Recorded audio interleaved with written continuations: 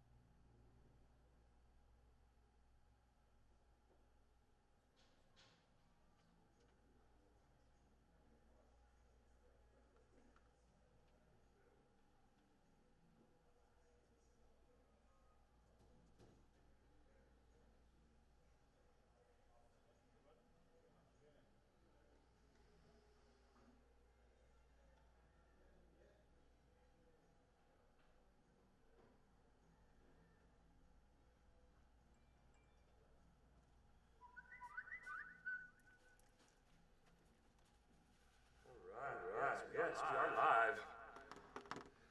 Coming to you live. Hey everybody, we're live. Here, kind of half in and half out of the green screen. I'm gonna make sure that everybody can see us. Hello. There's the chat room. There's my other monitor. Sitting here on my immediate right, my invisible co-host, Justin. He's gonna be here. Oh, cool. Look at this. Really?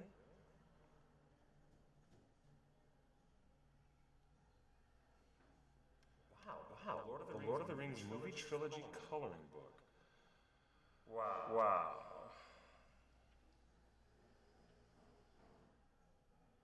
How about that?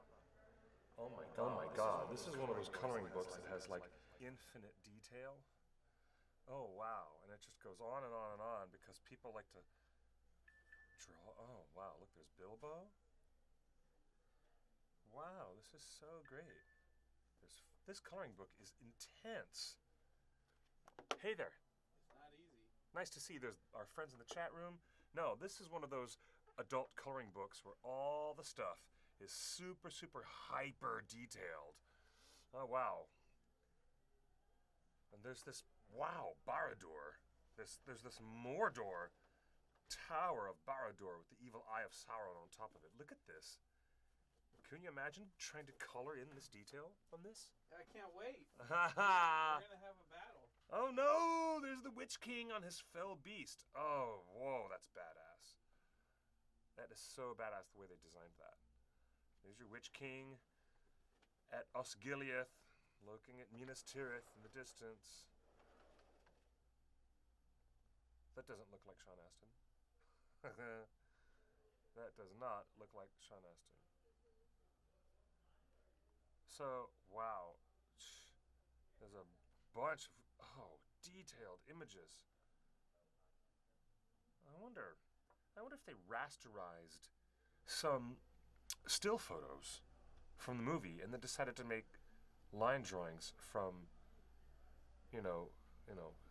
these images where they soaked out the contrast. And oh, wow. Treebeard, some call me. Wow, there's a total Treebeard coloring book thing in here, and it is just, it's impossible. I think we might have made a mistake leaving the Shire, Pippin. This is just crazy. These details are crazy in this book. Like, I know. Wow. I mean, I'm just telling you guys, this is just nuts. I can't wait. Hello, everybody. Welcome to Torn Tuesday. This is your weekly dose of all things Hobbit, Lord of the Rings, and Tolkien. Yes, it is Torn Tuesday, the weekly fun time that we bring to you. I just said that. Every week.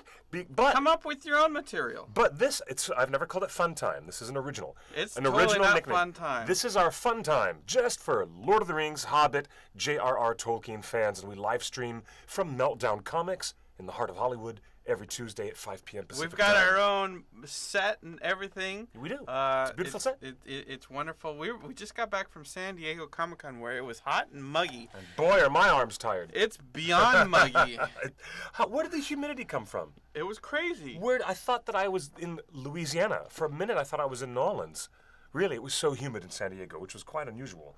But one of the featured images of the week is the full-size Gal Gadot Lego as Wonder Woman. You know, I wasn't Gal impressed. Gadot. The Really cool. the Lego full-size Lego figures this year were not. Well, I didn't like them. that's okay. But what was really impressive was that it was the 50th anniversary of Star Trek, the 75th anniversary of Wonder Woman, and all the tributes around the convention were really centered on these two things, Trek and Wonder Woman. There was so much of it. It was really great. There was more stuff. Oh, too. there was tons more, of course, but nothing at all as ever present among all these different vendors and different booths than Star Trek and Wonder Woman. They were the biggest entertainment properties of the weekend overall. I don't agree. Many. I didn't see a lot of Star Trek. You didn't even go to their 50th anniversary booth, did you? Yeah, you couldn't miss their booth. Yeah, well... It was giant, but they had a panel. They had all the actors there. They were printed on the cover of every program. There were nothing but Star Trek t-shirts and cosplay. I saw so much more Trek cosplay. But you know what was the outstanding cosplay out of all of them? Daisy Ridley as Rey from The Force Awakens. Huge turnout of women and adorable little girls all dressed as Rey. Lots and lots and lots of Rey. I mean, tons. The most I saw were Harleys. Oh, yeah. That's true. There were a lot of Harleys. That was probably the #1 costume. Maybe. Everywhere I turned, there's another. There was another Harley Quinn. Maybe. And they were all trailer Harley Quinn, not. And even there were some classic Harley Quinns with the giant mallet. Yes. But don't underestimate what Suicide Squad's gonna do. Oh, the heat of Suicide Squad that hasn't even come out yet is tremendous. It's not just buzz anymore. It's not buzz. It's heat. Suicide Squad is really, really, really strong. Warner Brothers needs that because, as you know, Batman vs. Superman was not well received among nerddom, and they really want Suicide Squad and Wonder Woman to be much bigger hits for their franchise. You know what's got more YouTube downloads than anything? Huh. That brief little clip of Justice League with Ben I haven't seen it. with Ben Affleck trying Was it to in Hall H? yeah, but it's on YouTube now. It Oh, was really? even more than the Wonder Woman trailer, even more than lots and lots of new trailers. The hottest, most incredibly downloaded thing is this brief clip of Ben Affleck trying to recruit the Flash, which recalls that movie scene in Civil There was War. a lot. There's a lot to talk about. We can't go into all the Hall H stuff, but there's That's people just in the our one I chat wanted to room mention. That is are like- saying, "Where was Button Lady? We missed her." Where was Button Lady? I'm telling you. And we missed her too. She I didn't is see her anywhere. front and center at all of our panels, and it sounds like she wasn't able to make it this year. So, Button Lady, we missed you, sure but did we miss saw you. so many wonderful fans at our panel. You guys packed the room. The organizers of Comic-Con told us they turned away 150 people because there were absolutely no more seats. Why don't they put us in a bigger room? And it Look, was so wonderful. This is the view from where I to sat. see, 800 people. so many people. We saw Hannah Took from the chat room. Oh, hi, We Hannah. saw so How you many doing other there? people. It was great too. We saw Jeffrey Lindsay. We saw so many Yes. wonderful friends. And you know, Jeffrey Lindsay was there. we I took- bumped into him. Literally bumped into Jeffrey. we took great. we did something new, and we didn't know if it was gonna go, but you know, at the beginning of the panel, we decided to do a sing along. Boy, was that popular. And That was popular. we projected the lyrics on the screen of the song. Not just any drinking song, but it was Bilbo's drinking song. In the book, it is sung by Frodo when he's in the Prancing Pony. But in the Hobbit movie, the extended edition of Unexpected Journey, that's where you see our boy Jimmy Nesbitt. In this hat, actually, our boffer. He sings this Bilbo's drinking song. And Yeah. how many people lined up? Like 14, 11 people? How many? Everybody, that people ran. They ran for the microphone. Ran for the microphone. ran for the And mic. it was so wonderful. It was great. Like people were dancing and cheering, and then Everybody and wanted people to were do that. singing. Like 4 people like actually sung. You know, like it was crazy. A couple of people got very emotive, and then people in the room started clapping for it was just so cool. It was the best. It was really cool. The be- the- I didn't the- think it was going to come off like that. No, I really- and then the final person that came up, she was dressed as Batman. She couldn't have been more than 10. I was going to say a 9 or 10-year-old girl. And she was dressed as Batman, and no one knew what to expect because there Do you was know like, what she did? Tell the folks. No. Tell the folks at I home. stutter too much. You tell. No. This little 9-year-old girl in a Batman costume did the last stanza of Bilbo's drinking song in Batman Christian Bale voice. And everyone fell out of their chair. I'm telling you, it was the height of hilarity. I didn't expect that kind of a comedic moment from a Batman fan girl attending a Hobbit Lord of the Rings fan event.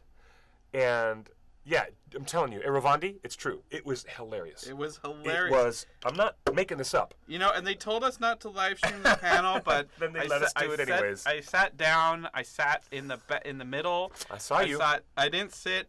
I was very inconspicuous, and I just turned the camera on, and we went for it. I'm glad some of you watched it. You know, over 200,000 people watched it. But great. when we got out of the panel and we walked down to the Weta booth, over 550,000 people were tuned in to our walk around Comic-Con. It was amazing. That's fantastic. We haven't felt this type of energy. There were so many chat room comments on our. If you go to our Facebook page, you can see all the comments as we were doing them live. It was amazing to walk around and get. Remember when we started excitement. live streaming like 5 years ago on Stickam, and it was just like really interesting to see the chat room and walk around. Everyone's like, "Oh wow, this looks amazing." Well, it felt like that again going to Facebook. This Facebook Live stuff It's terrific. Is really wonderful. It is, and you did a great job. My hat is off to my boy Justin for carrying all that equipment and doing the live stream. Did you call me your boy? He's my boy, I'm my not boy. your boy. Well, you're not my boo, because not you your ain't my boo, boy. Anderson Cooper. I'm not your slave. No, Anderson. I'm not your Oh, no, boo. Anderson Cooper, you're not my boo. But I'll say, my lad. Justin, my lad, you did quite a good job. And I'll give you full okay, credit. I'll take that lad. My fine feathered friend, I'll give you that too. I'll give my fine feathered friend here an extra gold star. Ding! Floating above his forehead. for doing such a good job with the live stream. The interesting thing is that when we walked around Comic-Con, we were talking to so many people who were planning to come to our panel that were at booth. The Weta folk, so many people in an official capacity. I believe we saw Mark Ordesky in the audience. He ran up and hugged the Happy Hobbit sisters. Yeah. Alex and Kelly Rice. And we saw the director of the Shadow of Mordor video game. Oh, yes. I saw him. Very popular game. I didn't get to talk to him for 3 seconds. I know. Like, it was amazing. Mm-hmm. And Kelly, now she's doing amazing stuff. I mean, she is. We can actually recap for you some of the announcements that we were able to make at our big panel. Yeah. The future of Tolkien fandom was the subject. And you know what we found out? There were plants in the room from New Line Cinema and Warner Brothers planted in the room because they wanted to hear what the fans had to say about what would be next for Tolkien fandom. Yeah. They're looking to us. Like, we're not official I know, in any capacity. But listen, I mean, you said it very appropriately. You said to me, everything's on the table. And I'm like, wow, stop to think about it. If Tolkien Enterprises, and they also had some of their personnel, allegedly, in the room while we were speaking to the fans, then we can talk about what fans want. Do they want more books from Weta? Do they want toys? Do they want an AR game, an augmented reality game like Pokemon Go, so we can go around on our phones and look for magic rings or other things in Middle-earth? Do we want a VR type of storytelling, virtual reality? How about the concept of an anthology TV series based on the appendix, the multiple stories and that's in the appendices? And that's available. Wouldn't it be great to have that? An appendices TV show that gives all these little nuggets and all these great stories that are in the back of the Lord of the Rings. We're getting questions in our chat room and on our so Facebook. Strider says, "What's up?" Janet says, "Did you all go to the Doctor Strange panel with Cumberbatch?" Absolutely. Did you see Cumberbatch walk the Hall H line? Yeah. At 2 a.m.? Yeah, that was a mind-blowing thing. I knew he was going to do that, too. I almost got in line for Hall H, and I'm like, I'll just stick around. You wanted to meet Khan. Khan. No. Smaug. He has nothing. He is not Khan. He will never be remembered as Khan. No, that was disgusting. JJ's a liar. A lying liar with I wouldn't mind referring to him as Doctor Strange or referring to him as Sherlock or Smaug. I refer to Benedict Cumberbatch in many, many, many ways because he's filling so many interesting roles in geekdom. Why the hell not acknowledge his Star Trek presence? Why the hell not? Brandon says the Lego Batman had a huge presence. Lego Batman. He's getting his own movie. There's not only the Lego movie and another Lego movie, but there's a Lego Batman movie. Yes. How long until we get a Lego Lord of the Rings movie? Oh, no. Oh, my God. I am going to, even if I have no interest, I'm going to go watch the Lego Batman movie because I want to prove to them that there is a market for Lego movies because we need Lord of the Rings Lego movie. Lord of the Rings Lego? You mean like a joke, funny comedy spoof Lego Lord of the Rings movie? Like the Lego video game, like the Lego Lord of the Rings video game. Those are done with humor. They're not done with the seriousness of the Lord of the Rings. That's what the movies are. No, the Lego movies are fun and comedy. The Lego Batman movie is not going to be a Christopher Nolan type of story. No, it's fun. It's going to be comedy and fun. That's what we need out of the Lord of the Rings. So, a Lego Lord of the Rings movie in that tone. It would qualify as a spoof, wouldn't it? Oh, I would love that. It would qualify as a spoof, and I would be down for it. I agree. So ready. I'm down. I agree with him for once. I think a Lego Lord of the Rings movie done tongue-in-cheek with lots of crazy comedy would be the tonic to reignite interest among fans. That would be a very good idea. Hannah says she saw Misha Collins. This whole time I thought Misha Collins was a girl. And then we were at the Weta meetup. And there's Misha Collins, and everyone's like, oh, there's Misha Collins. Mm-hmm. And then I go up, and it's a dude. Yeah, you didn't know that. I thought this whole time, Misha. I thought it was a chick. Like, I've never watched Supernatural. I don't know. I felt I was like, it was like one of those things where like, and what's your name?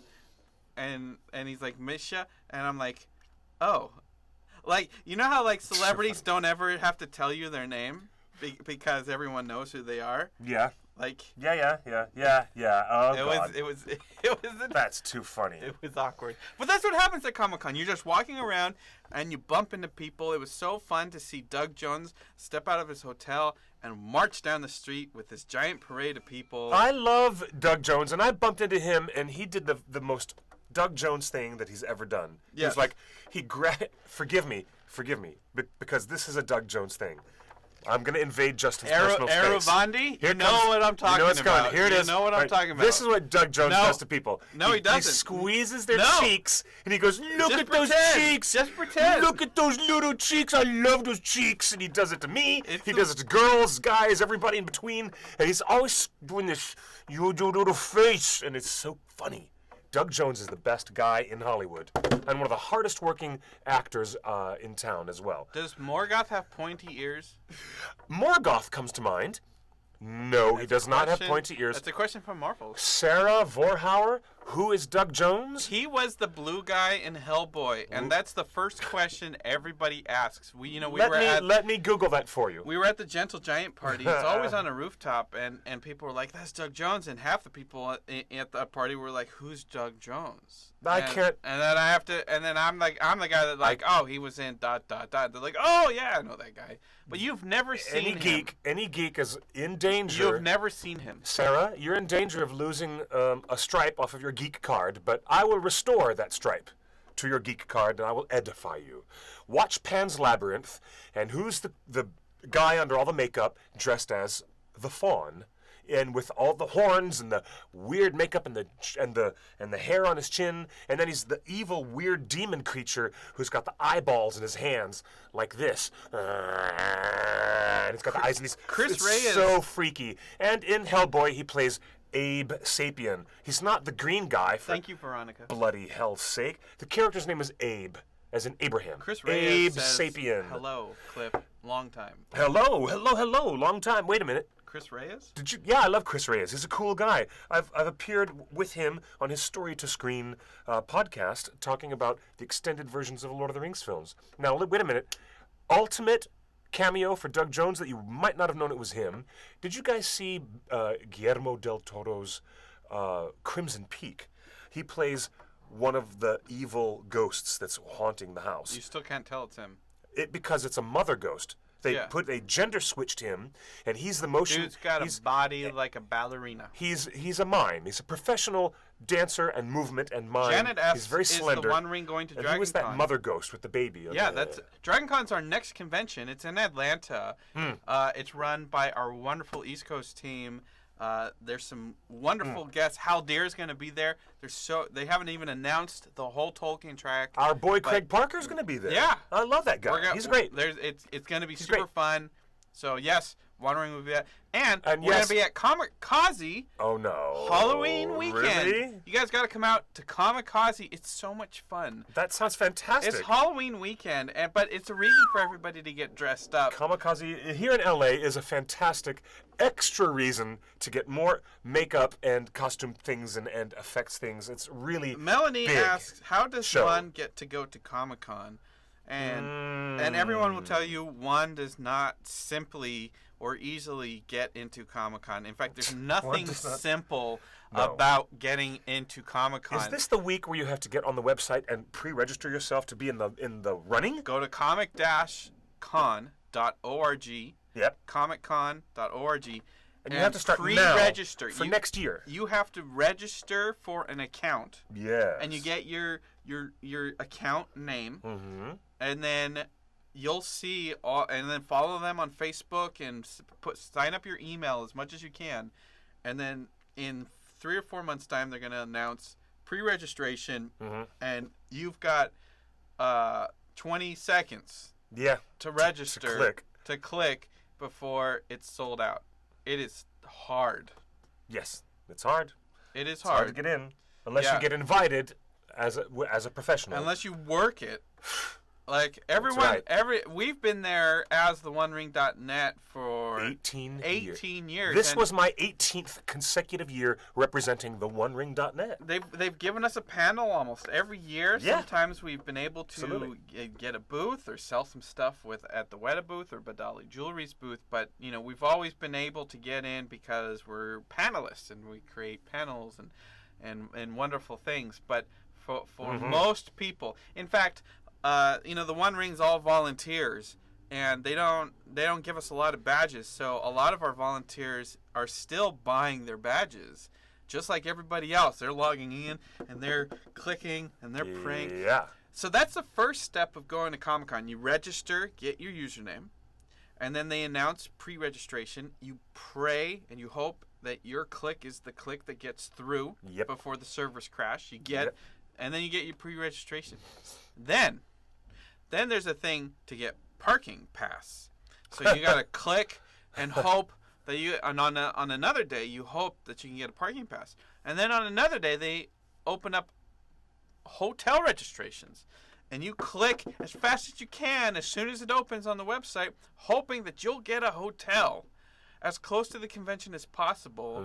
And every hotel is like $250 a night, and it's Wednesday, Thursday, Friday, Saturday night, and if you travel Sunday night, five times 250, you're in for $1,200. I know. The badge itself was what?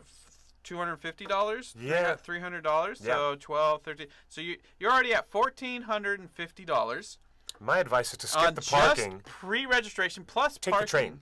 Just take the train down there. Well, but unless you're traveling from afar. So plus the parking thing, if you need it, that's $1,500, and you haven't even left your house yet. That's not including the costs of travel and the costs of overnight parking, because you can't park overnight at the convention center. So just to get there, just to experience everything, just to be able to go to the panels and see the Hall H and accidentally bump into a celebrity at a local restaurant, or Cumberbatch, kicks your sleeping bag while you're in line at 2 a.m. for Hall H. Yes. It's minimum $1,500. Wow. And it's worth it, though. It's worth it to get your geek on at that one-of-a-kind, world-famous experience of San Diego Comic-Con. And so that's just that's before you've even left the house. You've already spent $1,500. Now you get there. You have to worry about everything else. Yes. Exclusives are amazing. They sell out. Yes. They limit the amount of exclusives that they release per day. Every single booth does. 100 today, 500 tomorrow, 500 the next day. Yeah. But these exclusives are not cheap. This Gandalf statue is, I believe, $350. So Comic-Con exclusive, $350. There's other. Let's see if we can bring up one of the other brand new exclusives. There was a Magic the Gathering exclusive over at the Mattel Hasbro booth. Believe it or not, because Hasbro, the game company, owns Mattel toys. And oh, look at that! Is this one of the? Oh yeah. A brand new Eowyn. The Eowyn flag statue sculpture. That's beautiful. So, this was $350. So, again, you've spent $1,500, $1,500 just to get to Comic-Con, and you better bring a lot more, basically just as much money for all the exclusives.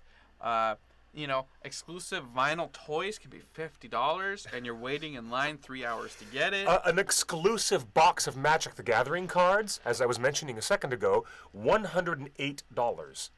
How many cards were in that box? 5. 5 single playing cards that represent the most powerful cards in the game.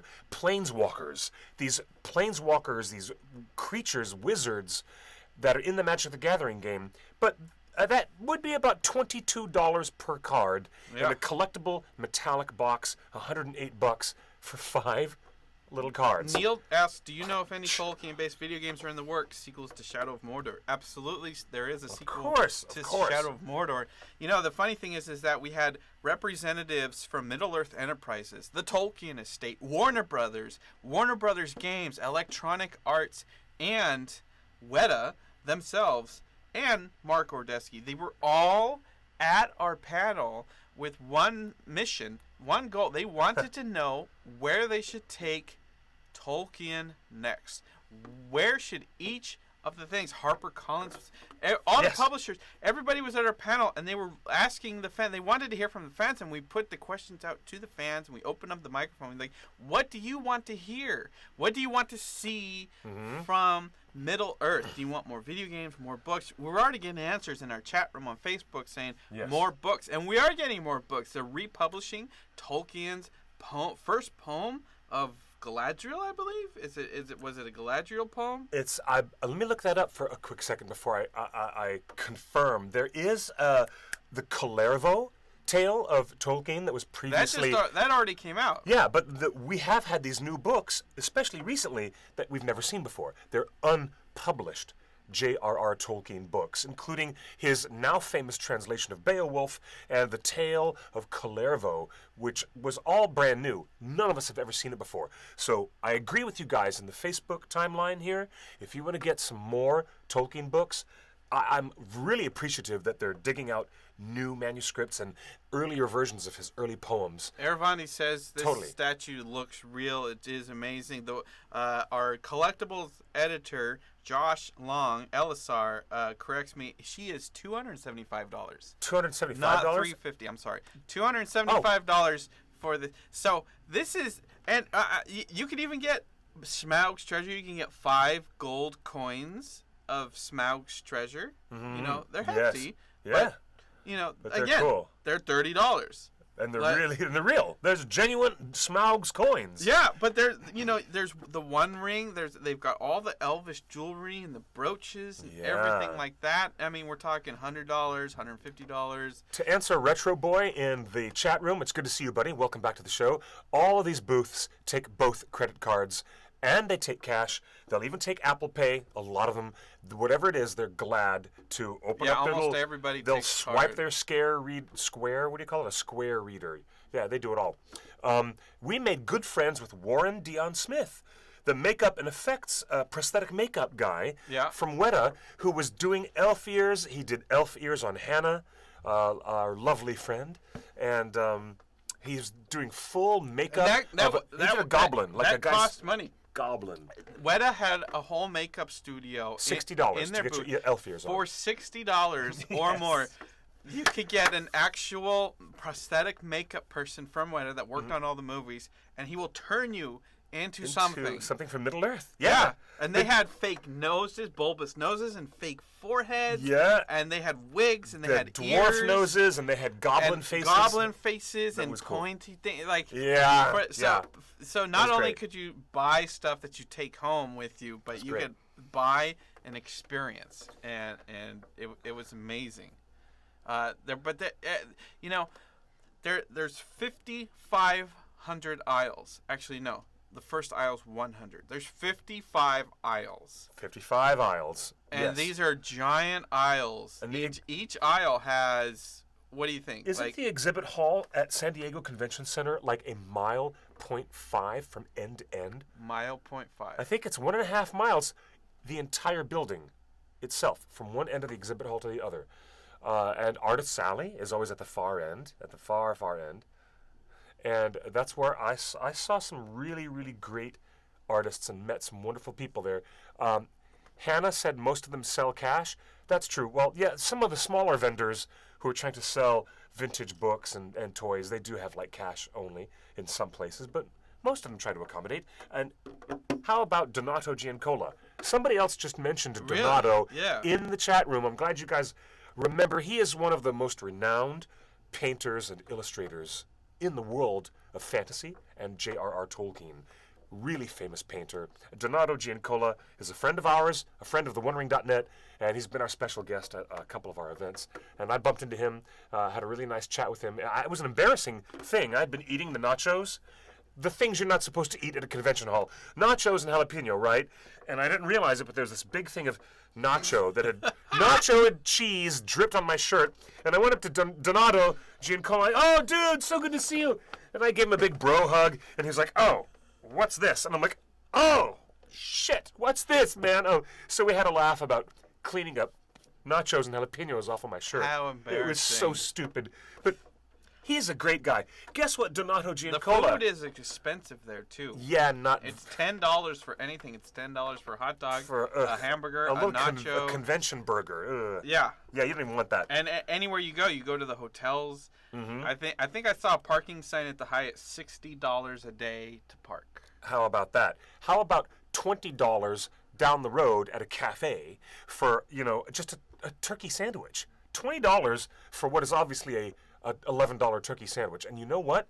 You have to wait 40 minutes to 60 minutes at every restaurant in town. Yeah, the lines are huge because there's 200,000 people. Neil asked, were there any Lord of the Rings Weta exclusives this year? Well, we just showed you Lady Eowyn. We have more exclusives. Oh, and we have an announcement to make about our big birthday picnic for Bilbo Baggins' birthday bash. We have an announcement to make about that. So this is amazing. Stay tuned. The detail on this. Now, this piece was sculpted by Lindsay Crummett. Right. If you find her on Facebook or Instagram, give her a shout. Lindsay Crummett. She's a Weta sculptor.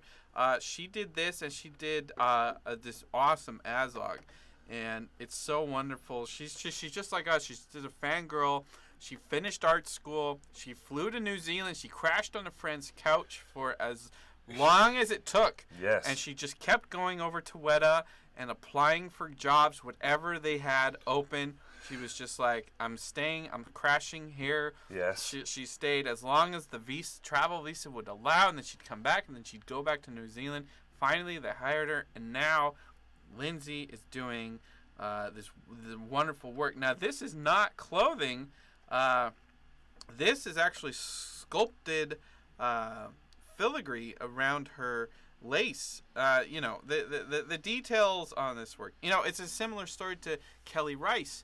That was her big announcement that, she moved to New Zealand for 6 months and worked with Daniel Falconer, writing the biggest book Weta has ever published. It's an entire encyclopedia history of the production of all 6 films. All 6 films. In the Middle-earth saga. Hobbit and Lord of the Rings. All 6. An extreme compendium co-written between Kelly Rice and Daniel Falconer. They're co-writing together. They're wonderful people, 2 of my favorite people in the world. I can't imagine a project that's going to be better or more awesome to have, because they're reaching deep into the archives of Lord of the Rings production and Hobbit production to talk about so much stuff.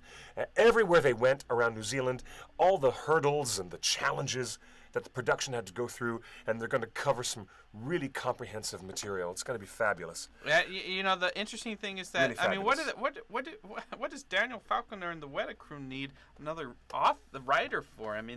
She said that they needed the outsider perspective. They needed the fan perspective. That's right. So we're looking forward to that. Tweet at Weta Workshop. Send them messages on Facebook and Instagram and Twitter. Tell them that you need that book. Kelly's book. You need that book. We need that book. I want that book. We're getting text messages on the hotline. The number is scrolling above us, 530-64-FRODO. Frodo. We got a message. Awesome. Azog, never thought I would hear those 2 words together. LOL. Azog was awesome. He was probably one of the best parts of The Hobbit. He looked good.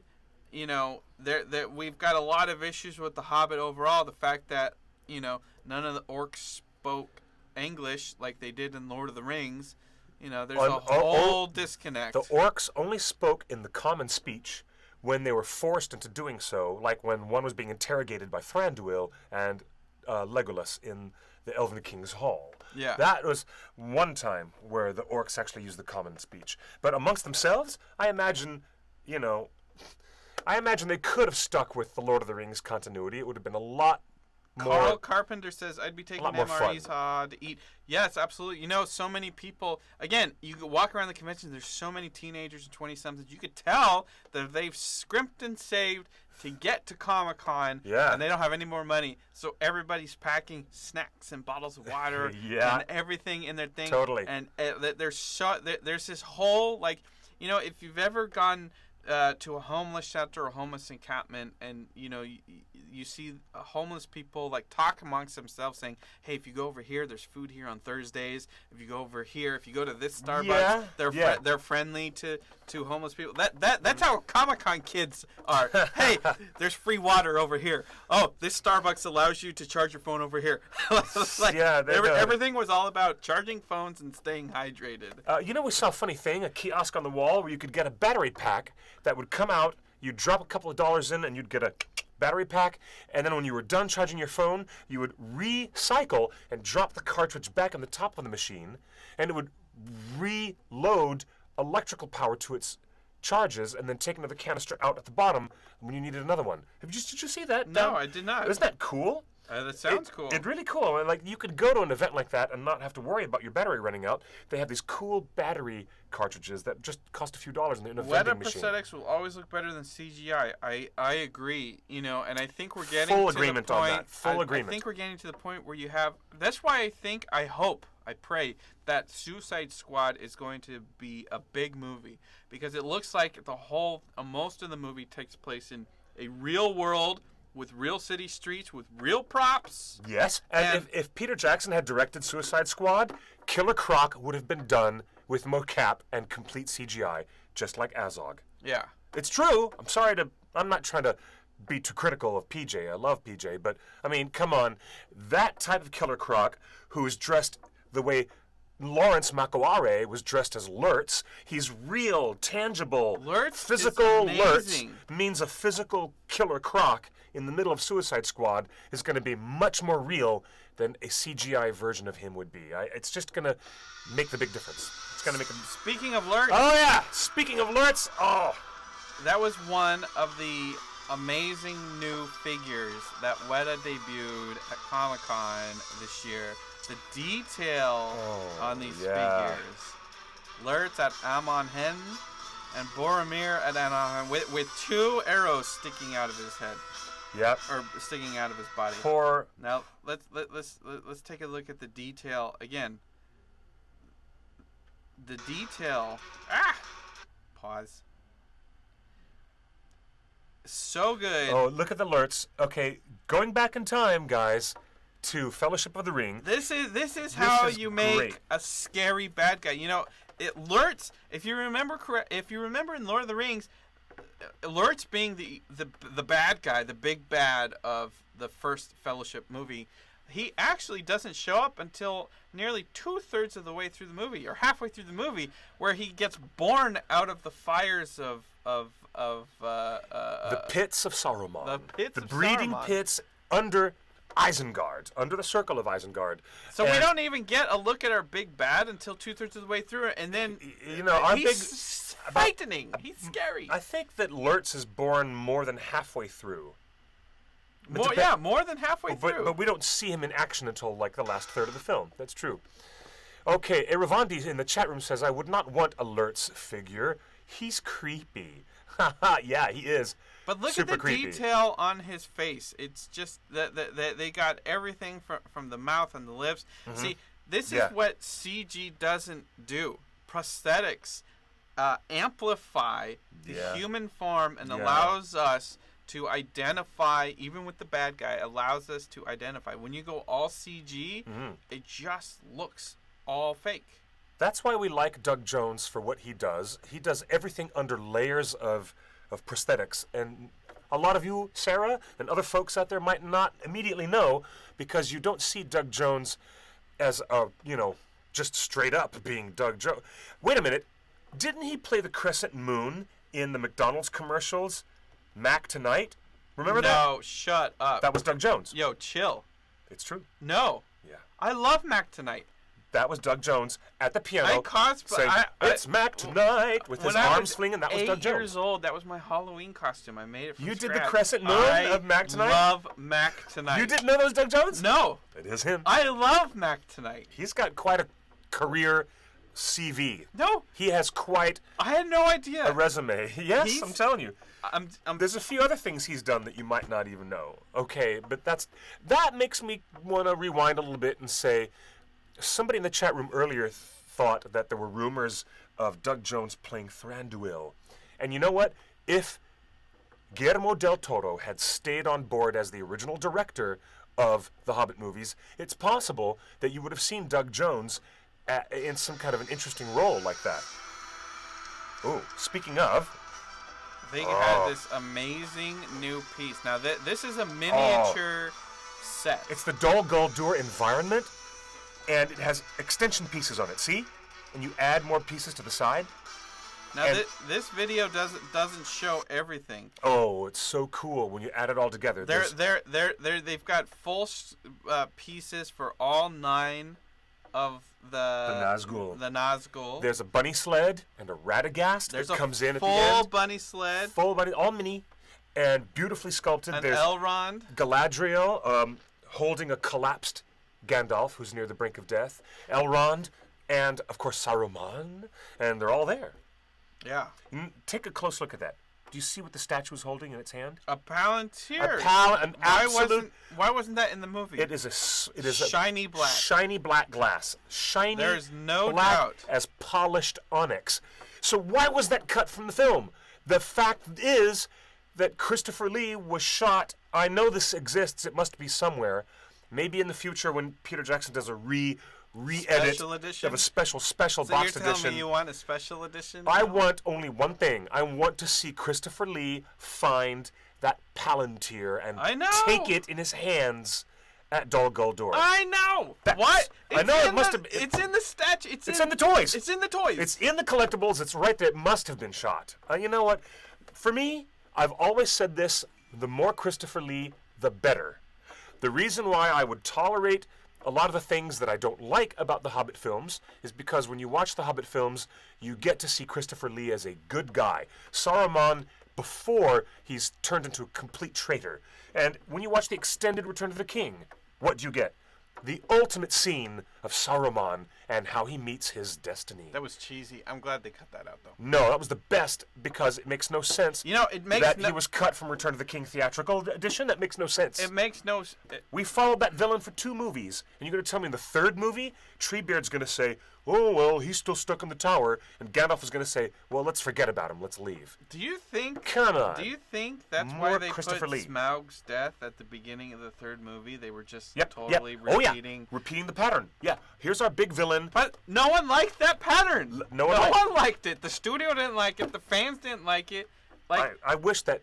it's like if you're gonna follow the pattern that everyone liked. Yes. Yes, I agree. If Smaug had been dealt with and met his demise at the end, did they film at the end of Desolation of Smaug, I would have loved it much better. Faramir?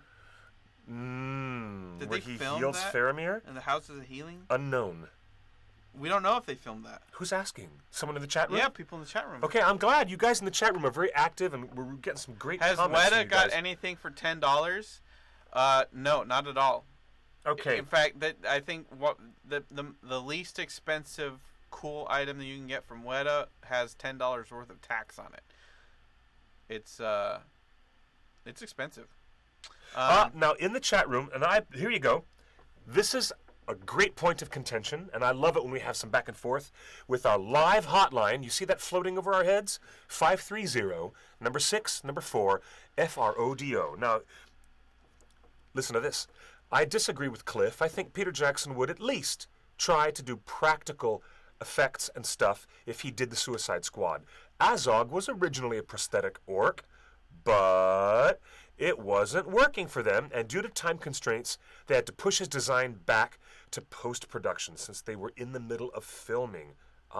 Okay. Forcing a digital version. That's what happens when you're not given sufficient pre-production time. Cheers. Okay, so do you think if Peter Jackson comes into the realm of comic book movies, I would love that if PJ would try everything he could to stick with what he does best.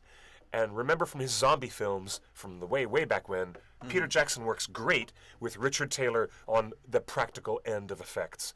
It looks great in The Frighteners, which is a combination of physical makeup, latex, and optical effects. That's what makes The Frighteners look so good. And Peter Jackson does know what he's doing in putting together a good team of effects people. But I tell you what, I'm not quite sure.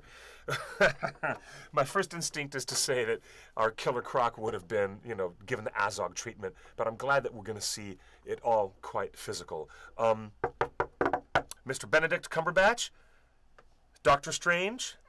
He was all over Comic-Con. In fact, all of the banners all over San Diego had his face. Benedict Cumberbatch took over San Diego. All over the Gaslamp District. His face was more everywhere than any other actor. Miles and miles and miles of streets. And around every street was his face. Dozens of banners, and they were all Doctor Strange. The crazy thing is that, 5 years ago when we announced at the Comic-Con and we played this audio clip of Benedict Cumberbatch reading the Jabberwocky. People went nuts. And people had never heard of this man. They're like, what is this crazy name? Benedict Cumberbatch? Like, is this an old man?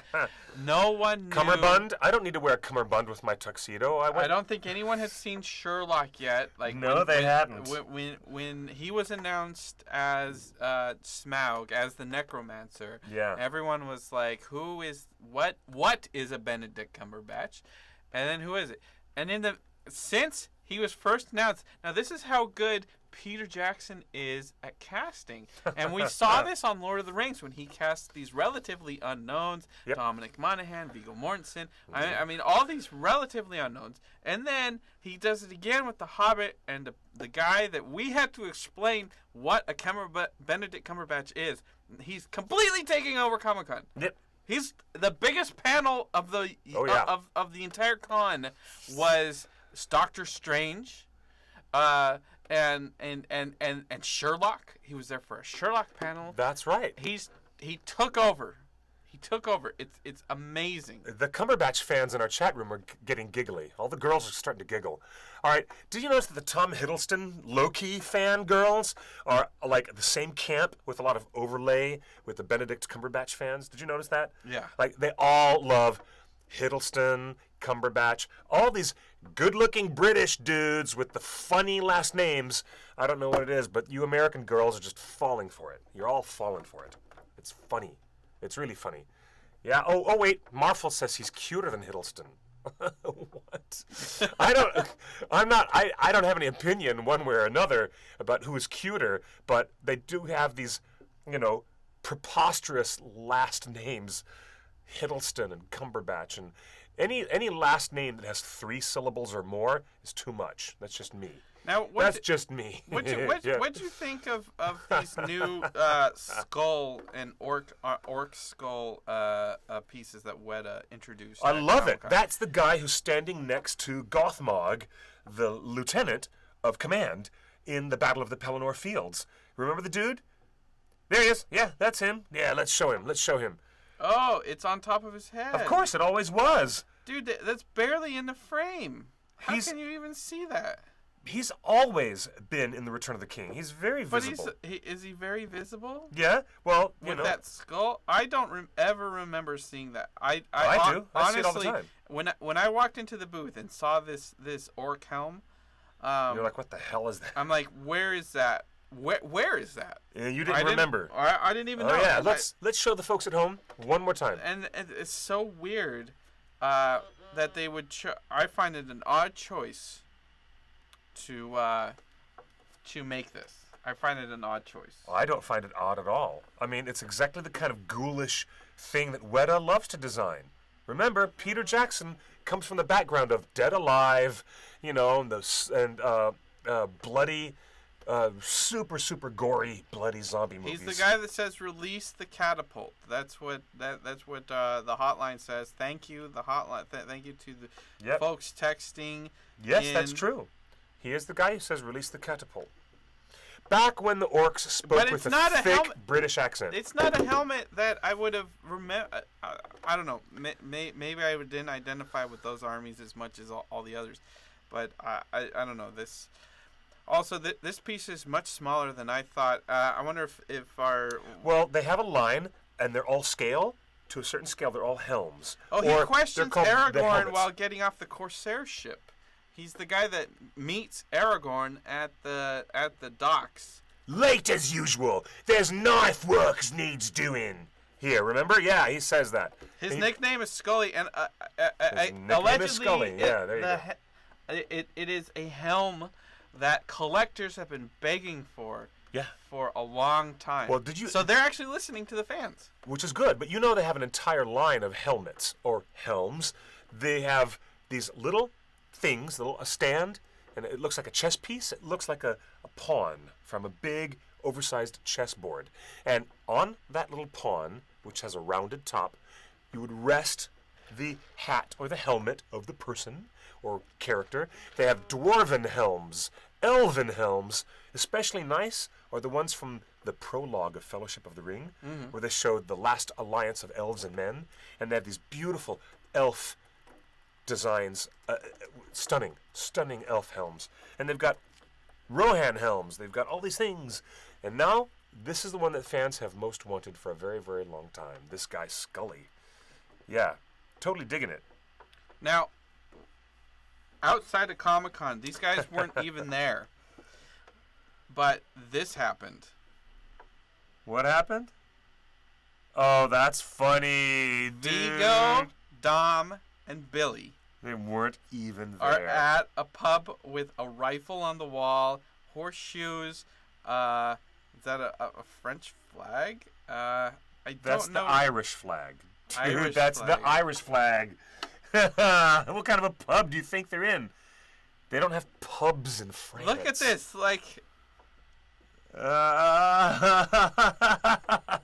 that is so retro and so awesome. It's crazy. I can't believe that they're found each other and they're drinking together. And that's beautiful. It's everything that's in life. Beautiful. It's totally everything in life. From our chat room, a wonderful member of our audience, Mayor Gamgee. Does this look like Vigo? This doesn't look like the king. Looks just like him. Just a little older, but looks just like him. Mayor Gamgee's also sent us a message on the hotline. Did you hear what Peter Jackson said about the Kong remake?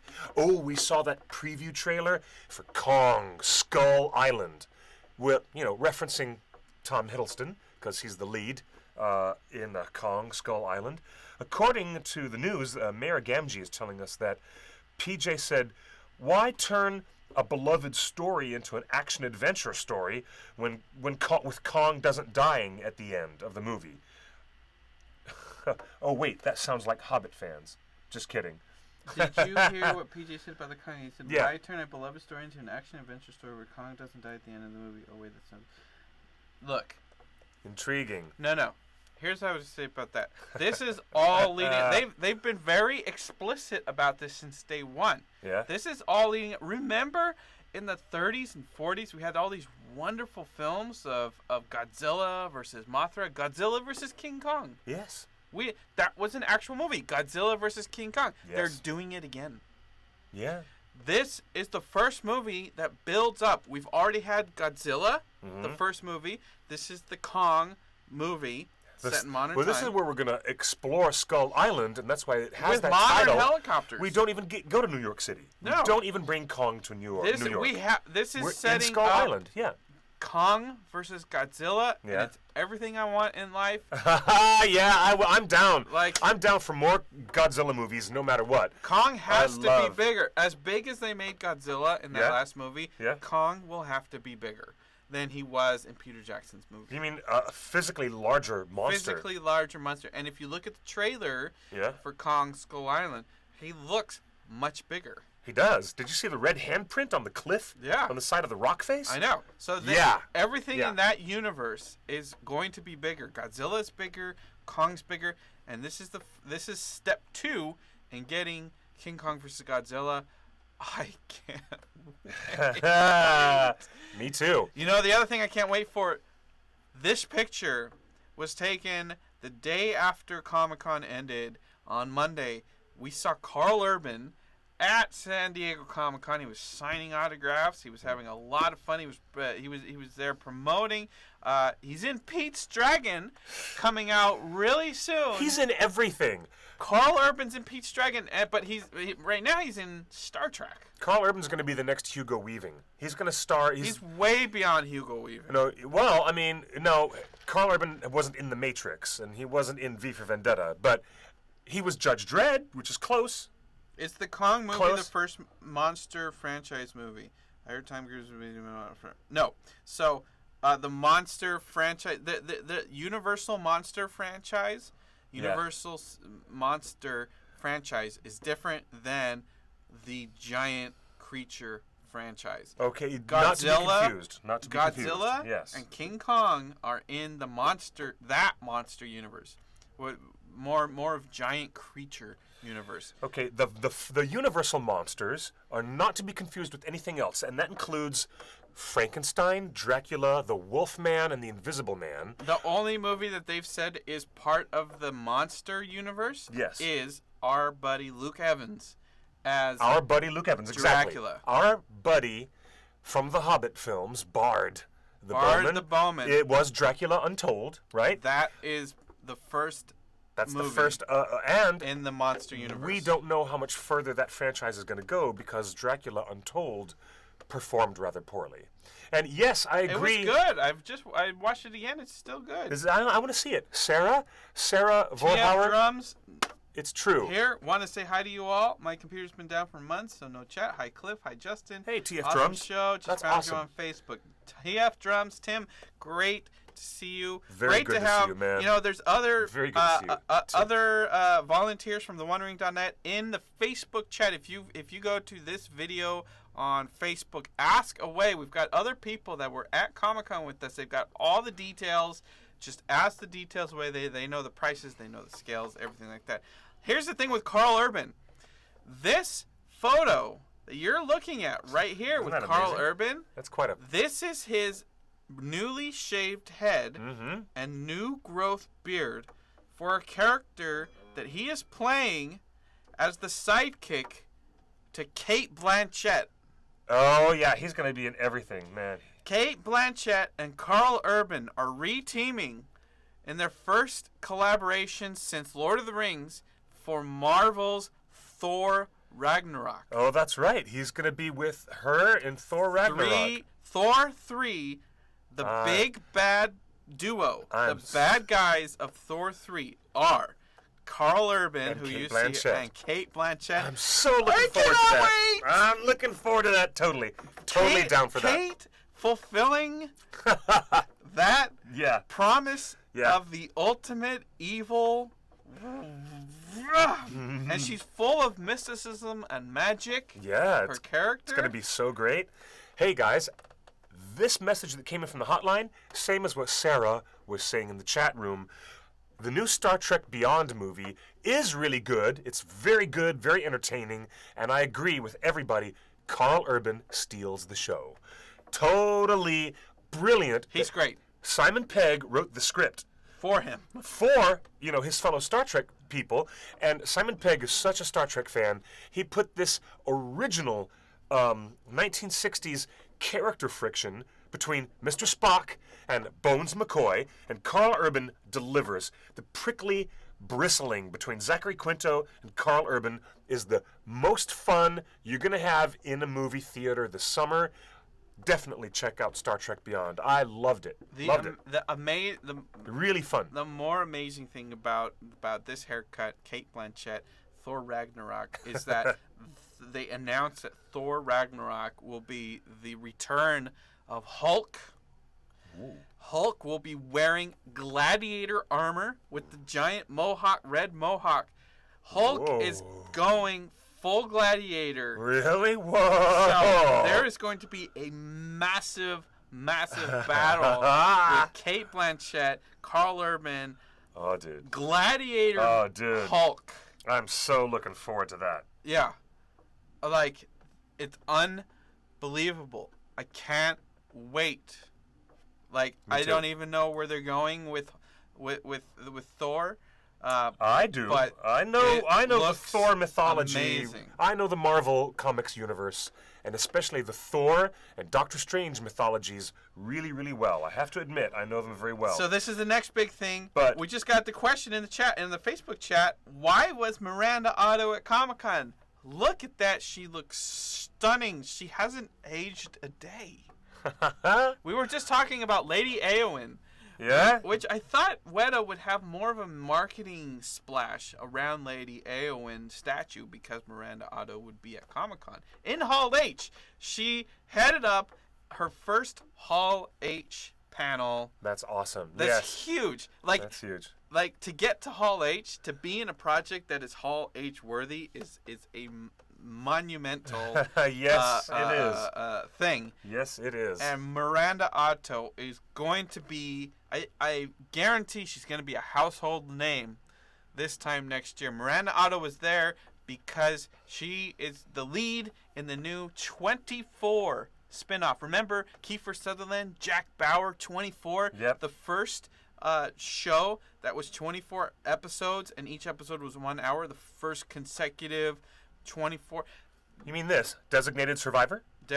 What? The new Kiefer Sutherland show, Designated Survivor? No, this is a whole different thing. The whole different thing? She's taking over for Kiefer Sutherland. Oh, for the new 24. She is the new 24.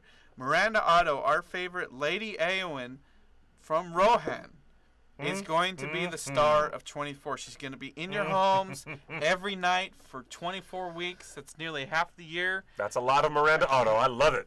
I'm totally looking forward to that. I wonder what accent she's going to use. I don't know. I've seen her in a lot of different roles, doing many, many different things. But this might be the one that just puts her name on the map. I hope she gets some more Emmy Award consideration.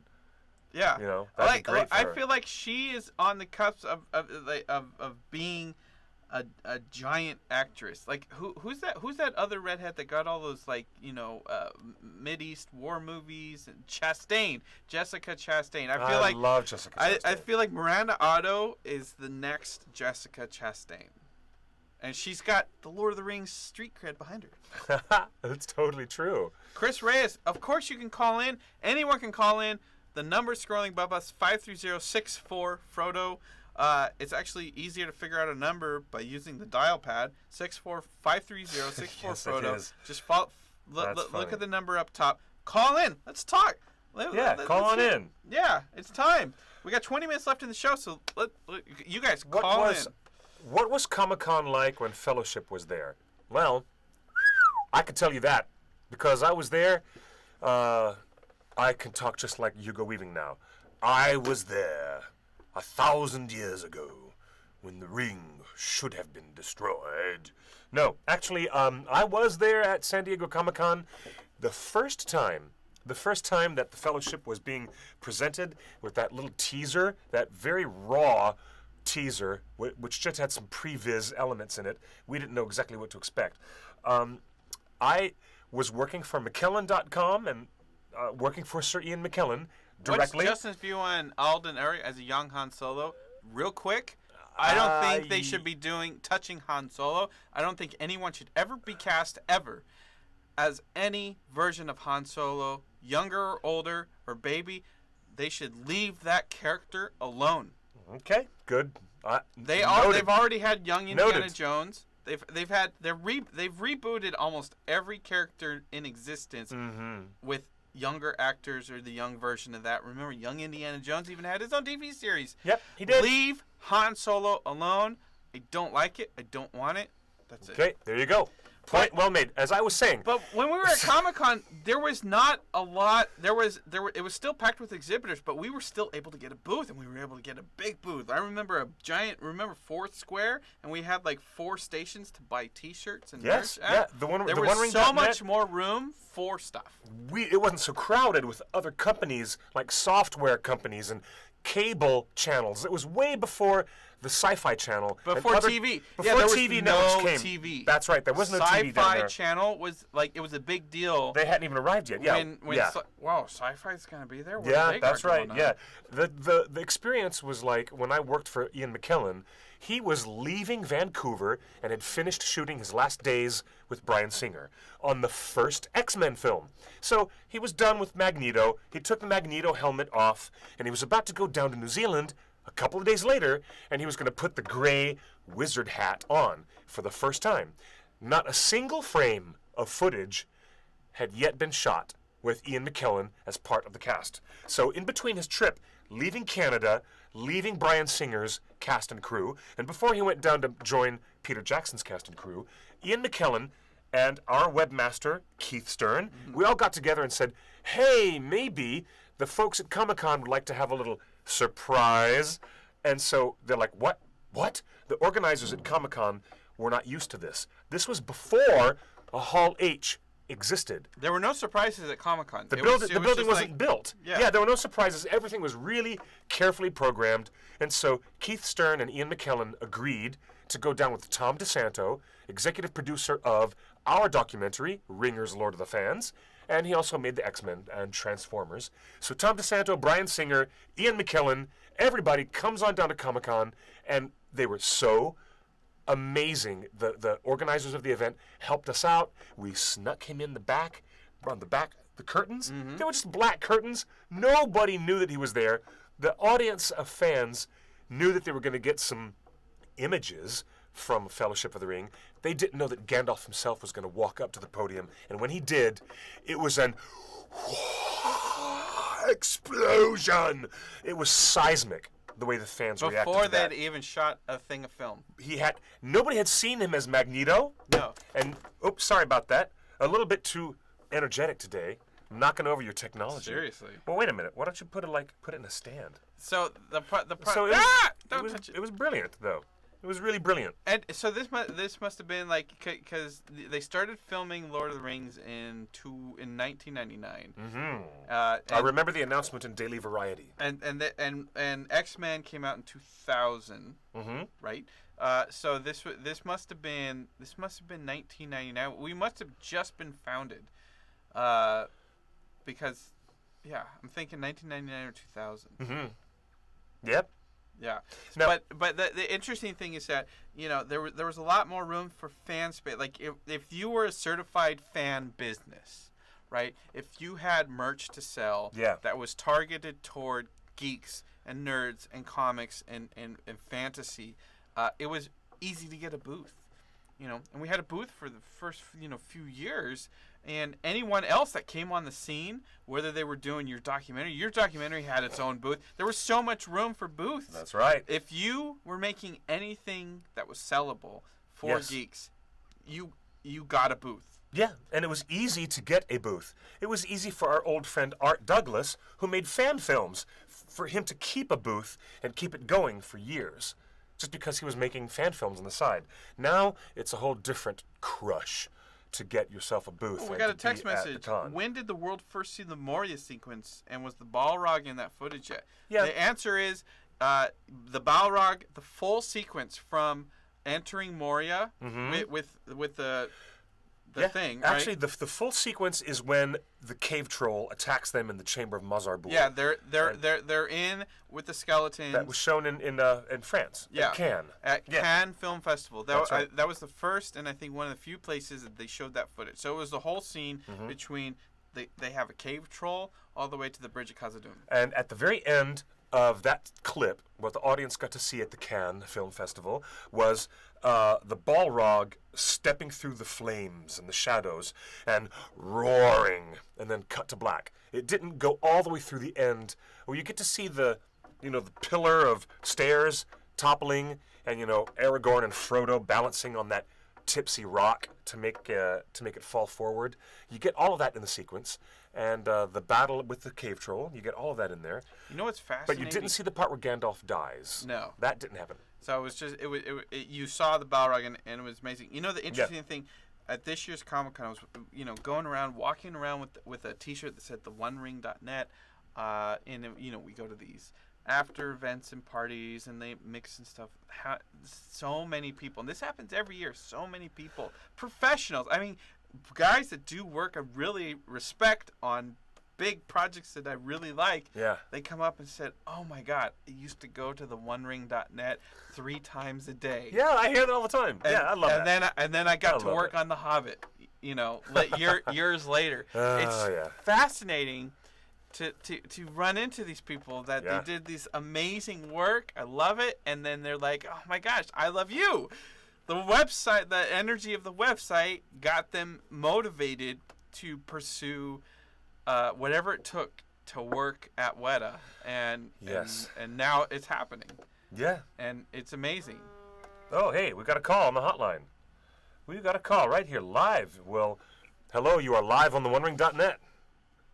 Hey, Cliff, this is Chris Reyes. How's it going, man? Hey, what's up, Mr. Chris? How you doing, buddy? I am doing fantastic. I'm doing fine. Things are really busy for me right now. I'm in the middle of a move right now. I'm going to be moving very soon to Alabama, my family and I. So How exciting. Yes. So that's why our commentary has been postponed at the moment. That's Return of the okay. King commentary. A bit of context for the audience that is watching right now live on Facebook and on Ustream. We've just received a call on our hotline from our buddy Chris Reyes, who does the really nice Story to Screen podcast. And I've had a lot of fun recording with these guys, doing our own commentary tracks over the entire extended editions of The Lord of the Rings, and we have yet to do Return of the King. I was just extolling the virtues of the extra Saruman footage just a few moments ago. Yeah. Yes, I was. Yeah. Yeah, oh my gosh, yeah, those are the best. I can't wait for us to sit down and talk about those scenes when we do the commentary. And I will say, when we do the commentaries, folks, it will be a live event. It won't be a recorded event, and you can do it, you listen to it later on. It will be a live event. I promise you that. So Oh, yeah. right there. Oh, yeah. That sounds great. But things right now, things are busy. I'm in the middle of a move right now. Of course. Well, that's okay, buddy. We can talk later off the show about organizing that. That would be lovely. Did you want to ask anything about Comic-Con or the crazy? Yes. I wanted to get off the Comic-Con. Yes. I'm sorry. I just wanted to That's okay. get that out of the way. That's lovely. No, I mean, yeah, the Comic-Con. There wasn't really that many surprises. Bye, Hannah. Sorry, just saying goodbye to one of our chatters on the live stream. Go ahead. Sorry. Yeah, in terms of like token related stuff, there wasn't really anything big. I mean, other than all these like little the statues, which look awesome. I would love to get my hands on those things, but money is just not there right now, unfortunately. Right on. But the DC Comics panel. Uh-huh. What did you guys think of the DC Comics movie panel event? Like for Justice League and all that stuff, I was kind of underwhelmed. But Wonder Woman looked great. Justice League, not so great. What did you guys think of that stuff? I think they're still trying to figure it out. I don't think they have a clear vision of where they want to take it and where the fans expect to take it. And I don't think they have had a leader that just kind of says, I don't care what anyone thinks. I don't care what the history is. This is the path that we're going. This is the tone that we're taking. Mm-hmm. And this is where the characters are going to end up. And that man at Marvel was Kevin Feige, an outsider. That's right. Who didn't work at Marvel. Yep. He was just a fan of the books that said, you know what, I think we need to take the characters this way and make it for a modern audience. They've just started to do that now that they have Jeff Johns installed in a leadership role at DC. Yep. And so he's kind of overseeing that. So I think that's a move too late. If they had done that with Jeff Johns years ago, I think it's too then late. We wouldn't have had the mess of Batman versus Superman, because I have a lot of love in my heart for Zack Snyder. I'm especially fond of Watchmen and 300. I'm really fond of Zack Snyder, but I'm not such a big fan anymore of the persistent, grimdark aesthetic of DC, and I'm looking forward to seeing Suicide Squad more than anything, because that's going to be them pushing their DC universe into a brand, a type of area that Marvel is much more accustomed to, having comedy and having like these bawdy moments of wink wink. Well, most of the time Zack Snyder never, ever would do anything really bawdy or wildly comic or Guardians of the Galaxy style wink wink.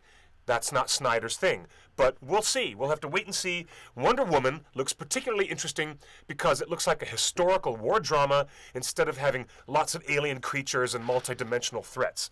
That's what intrigues me most about that. Oh my gosh, like the tapestry of that thing looked just amazing. I was honestly more blown away by that trailer than I was with anything Justice League or just the look of it. Well, the movies that were coming to my mind were like War Horse. Believe it or not, that was the thing that was coming to my mind. It's like Wonder Woman yes. in a war. Well, yeah, Wonder Woman on the shores of Gallipoli with soldiers, in World War I, just like fighting it out with the Krauts, fighting it out with the Germans. I'm like, whoa! I wonder how Wonder Woman is going to play in Germany when it gets released. But before I let you go, Chris, because we have a chance to bring in another caller on Skype or finish up, one other thought. Do you know how popular that scene from Captain America: Civil War, the scene where Tony Stark goes to Queens and recruits young Spider-Man to come and join them?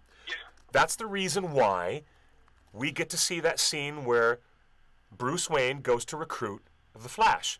He just shows up randomly, and it's exactly textbook from the scene that we saw in Captain America: Civil War. And because that was so popular in the Captain America movie, and it's so fresh on everyone's minds, I'm not the least bit surprised that it was recycled so obviously for the Hall H crowd.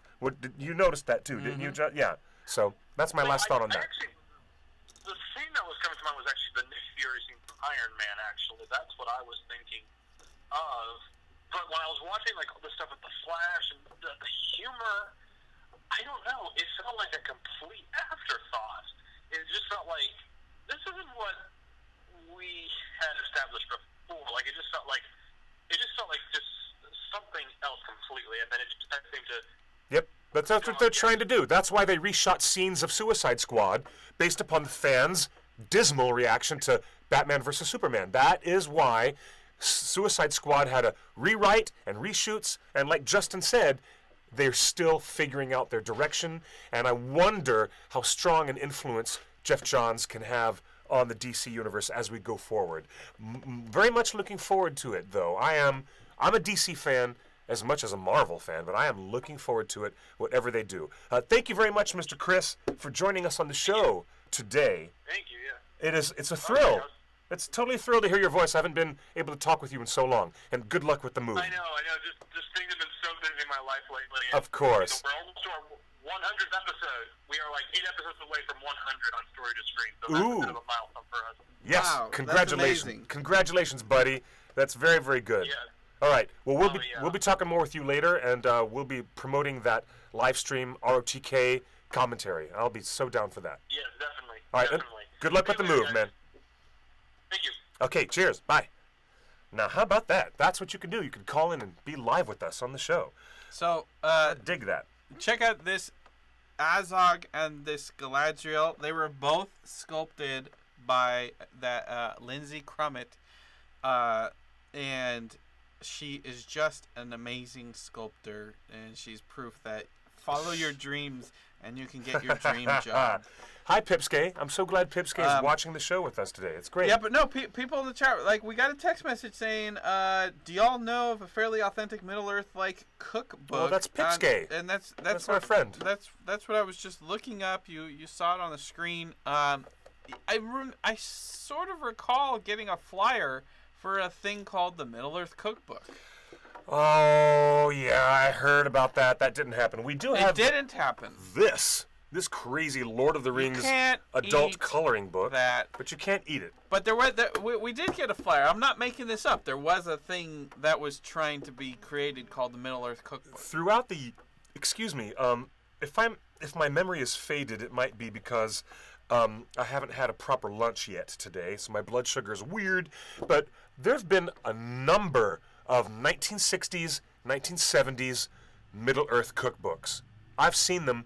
The only way you're ever going to find them is if you go to a used bookstore. But there was supposed that to be has a new old one. books. I know there was. But something happened. I don't know. I don't know what happened. Things happen. Like a lot of projects start and stop. You know, people. It takes a lot of work to get something actually done. You know, because there will be there will be a lot of effort. You know, just the world working against you. So anything that actually gets made and gets out there is the result of a lot of work from a lot of people. Even before Comic-Con, there was this huge thing called the cosplay train, which originally started as the cosplay cruise.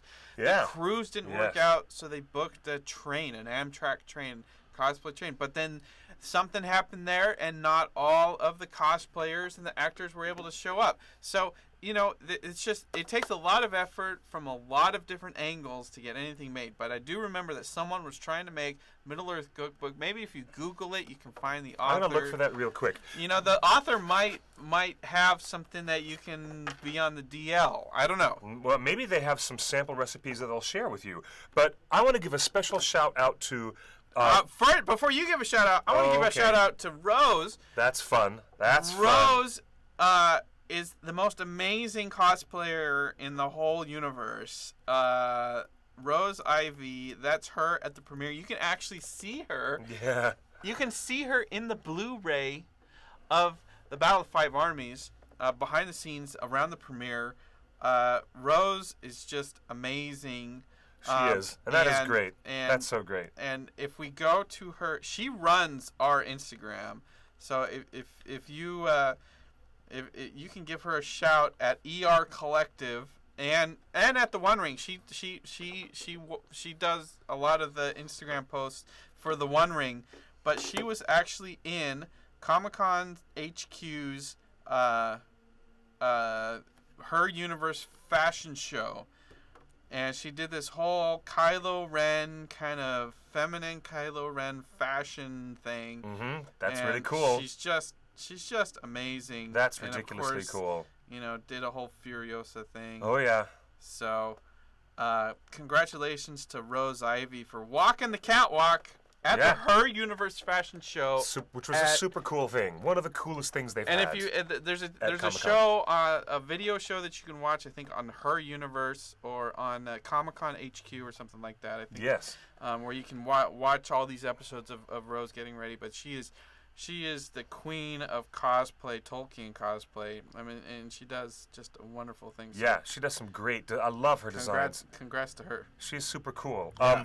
One of the other coolest people that we have known for a very long time is Pipsquay. She is undergoing chemo, and I know that you're going through one hell of a time, girlfriend. I'm with you. My heart is with you. You've been in our audience for over 5 years. You have been with us on almost every broadcast. All the time you've been here, and I've got such a connection to my fellow fans. Mm-hmm. They're good people. They're all good people. And they come from different parts of the country, different parts of the world. We are even from very different political stripes, very different ages, genders, non-binary, everybody in between all of us. We have a lot of love. No matter who we are as different people, our Tolkien community does support each other, and they really do bring a lot of love. And I want to say thank you to Jenny and for letting me know. Sarah, you've been one of our original audience members as well, forever and ever. But to you, Pipsquay, keep on rocking in the free world.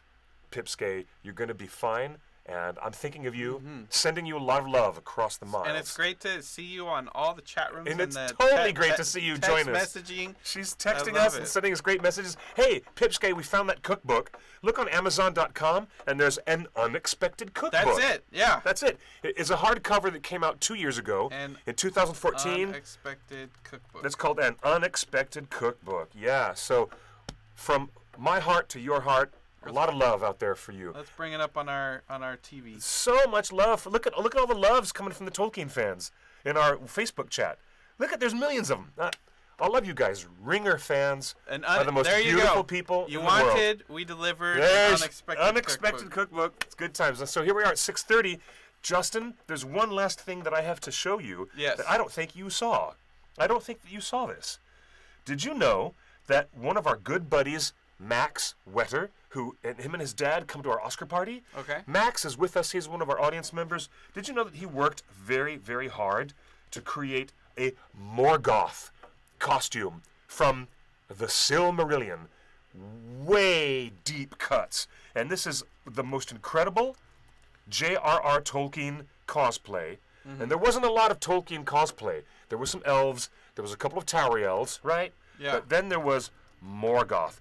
And he had Silmarils, gems of fire and light. And they were lit up on top of his head. He had created this giant mace. Oh, that's This wonderful. big mace that I think was called Grond. Grond was the name of Morgoth's original weapon Yeah. that he held when he went with Ungoliant to steal the light from the two trees of Valinor. And Max put this thing together, and it's full of LEDs and handmade pieces. And I wish I could show you guys, but I just got this on my phone. But I'll tell you what, we'll show it to you next week when we can. Big shout out to you, Max. That's a killer costume, man. We'll tweet and Instagram that out. Thank Yeah, you for let's joining tweet it us. out. It's We really do this good. every Tuesday, 5 p.m. Pacific, right here on Facebook and theonering.net/live. That's where we watch the chat room from. You can text us any Tolkien question anytime at the hotline 530-64-FROD. It goes to us. So Because someone might actually answer you. yeah, if I answer it, it might be wrong. If you answer it, it's most likely right. But the funny thing is we don't know when the other person has answered someone that. We don't. No, we don't. We don't know. I don't. Sometimes you say to me, "Did you answer that person?" And I say, "Yes, I did." I can tell because they respond. I'm Because like, when they keep responding, then you're thinking, "Oh, Cliff's sending the messages back." Then you Yeah. know, right? Okay, it's really awesome. We met so many do that. wonderful Tolkien people, Tolkien cosplayers, and Yes. wonderful fans. Yes, we At did. Comic-Con. We invited them all to come on the show. I hope they reach out. Please, if you want to come on the show, come on down to Meltdown Comics in Hollywood every Tuesday. You can join us anytime, guys. You Yeah. can come in and crash the show and bring your geeky acumen and your geeky knowledge, and we'll all geek out together. Oh, one last bit of advice. If you want to see more of Carl Urban in more Star Trek films, then go to the theater this week and see Star Trek Beyond. He's going to steal the show, and he's awesome, and you will never believe he's an Australian actor pulling off that American Southern dialect that he does. Totally American Southern. He's so good as Bones McCoy. All right, thank you, Facebook and Ustream, and thank you to our regular chatters out there, and a lot of love to you, Pipsky. It's been a fantastic show. It's been a great time co-hosting with you, Mr. Justin. He's way over there. To everybody else, good night and good luck. Buenas noches y buena suerte.